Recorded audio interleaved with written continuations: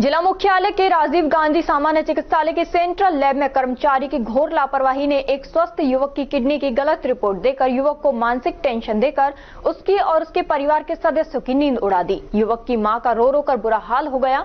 गनीमत ये रही कि युवक समय रहते डॉक्टर के पास रिपोर्ट दिखाने पहुंच गए और रिपोर्ट की असलियत सामने आ गई। दरअसल मेयो बोर्डिंग के पीछे निवासी युवक मनीष कोलवास 12 अगस्त को पेट दर्द की तकलीफ से परेशान होकर सामान्य चिकित्सालय में डॉक्टर श्रीराम शर्मा के पास पहुंचते हैं।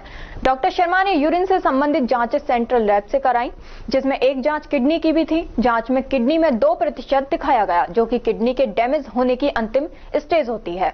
रिपोर्ट मिलने के बाद युवक घबराकर आंखों में आंसू टपकाते हुए घर पहुंचते हैं और अपनी मां से कहते हैं कि मां, अब मैं इस दुनिया में ज्यादा दिन का मेहमान नहीं हूं, मेरी किडनी अंतिम स्टेज पर है। युवक को देखकर उसकी वृद्ध मां की आंखों से भी दुख के आंसू झलक पड़े और युवक को सीने से लगाकर फबक फबक कर रोने लगी।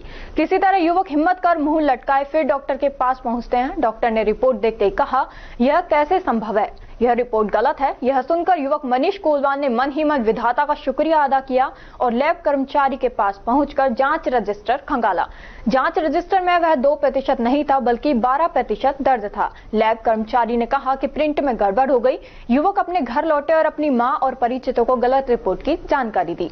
मां खुशी से मन ही मन मुस्कुराने लगी और आंखें फिर से खुशी से नम हो गई।